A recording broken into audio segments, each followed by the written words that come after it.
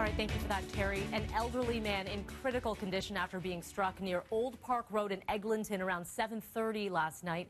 The man in his 80s was unconscious when emergency crews arrived on scene. Investigators have spoken to the driver. So far, there's been no word on charges.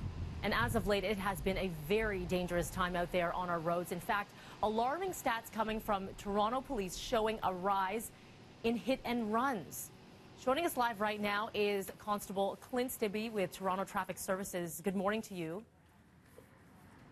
Good morning.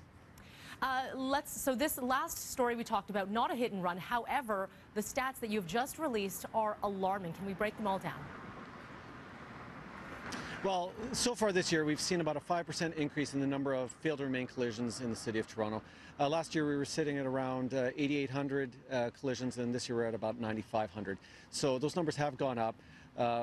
Can we explain why that's occurring? No, we can't. But the reality is, when we look at our collisions, people are making decisions when they're involved in a collision. Unfortunately, some of those collisions are leading to injury and in some cases even death, as we've seen over the last week or so.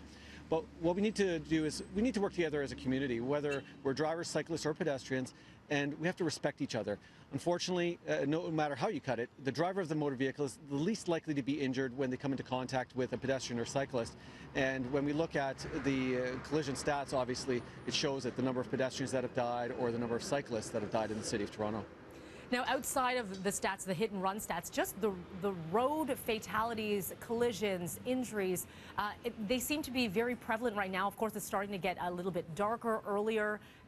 Is that playing a role as well?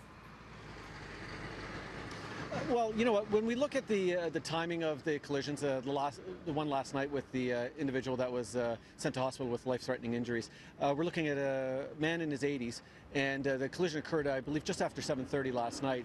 So we also had an additional factor, which was some rain that was coming down. And traditionally, when we do see a rain component, we do see a spike in the number of collisions that we see. But the reality is that doesn't absolve the driver from their responsibility to pay attention to what's happening around them, meaning they have to take extra care.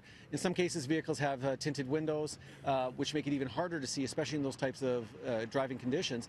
So in some cases, you actually have to open your window to be able to see out the window clear, or see out the vehicle clearly. And I mean, I've done it in my own vehicle, and it doesn't have any tinted windows. So we need to keep in mind our environment changes, especially in Ontario and Canada as a whole.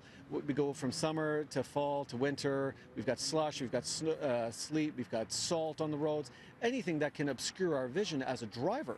But the reality is it doesn't obscure or allow us to excuse ourselves from being extra careful. And obviously our road conditions and weather conditions that we face, we have to adjust our driving for those types of conditions. And quite often a lot of drivers aren't. Yeah. All right. Constable Clint Stibbe with Toronto Traffic Services, thank you for that. Thank you. To other news now, a ratification vote still needs to be held, but a strike by 700 ground crew workers that's dragged on at Pearson since July may be about to end. A tentative deal has been struck between Teamsters Canada and Swissport. They service about 30 airlines at Pearson, but not Air Canada and WestJet.